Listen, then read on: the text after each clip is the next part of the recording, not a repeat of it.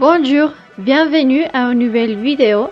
À cette occasion, on parlera un peu du chant patriotique de la Révolution française, la Marseillaise. Ce chant de guerre a été composé le 25 avril 1792 par Claude-Joseph Roger à Strasbourg. Claude-Joseph était un militaire et compositeur français, officier du génie de l'armée française. Il écrit son chant dans le salon de Philippe Frédéric d'Autriche et l'hymne au début s'appelait le chant de guerre pour l'armée du Rhin. Cet hymne, chanté par le bataillon marseillais lors de leur marche vers Paris en juillet 1792, fut rapidement rebaptisé la Marseillaise et le 14 mars 1779, il devint le hymne national français sous la Troisième République. Mais dans quel contexte se trouvait la France à cette époque-là? Bon, comme vous le savez déjà, dans un contexte de guerre. La France révolutionnaire, isolée en Europe et en guerre. Elle a déclaré à l'Autriche 5 jours auparavant et sera bientôt en conflit avec les monarques européens coalisés. Alors, ce chant a été créé pour galvaniser, mobiliser et rassurer les soldats volontaires à la demande du baron Philippe. Et donc, il demande à Joseph, qui est également poète et musicien, de le composer.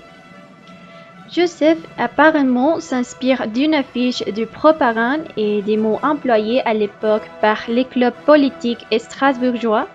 Et en ce qui concerne la musique, il compose un air énergique et rythmé, en puissant de nombreux airs connus. Ces emprunts et inspirations suscitèrent parfois des doutes quant à la paternité réelle de l'œuvre, d'autant plus que Roger de Lille ne l'a pas signé.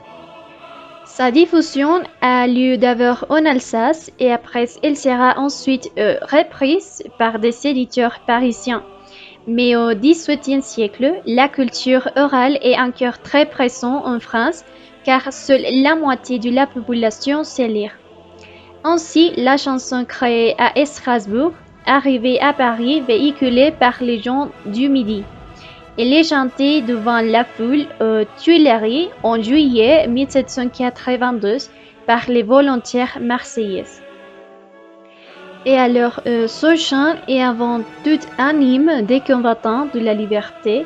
Il appelle à lutter contre la tyrannie des monarques, l'esclavage, et il crie la défense de la patrie en danger, c'est-à-dire la terre de la liberté, qu'elle se trouve en France ou en Europe. En fait, cet hymne a été l'inspiration pour différents révolutionnaires au cours de l'histoire. Lors de la Révolution russe de 1917, la Marseillaise a été chantée. Ensuite, les bolcheviks lui préférant l'Internationale. Aussi, en 1999, des étudiants et intellectuels en Pékin chantent l'hymne français aux places Tiananmen pour demander plus de liberté et moins de corruption. Malgré que l'hymne ait été interdit sous l'Empire et la Restauration, la Marseillaise est remise à l'honneur au moment de la Révolution de 1830 et jusqu'au 14 février 1879, il est adopté comme hymne national.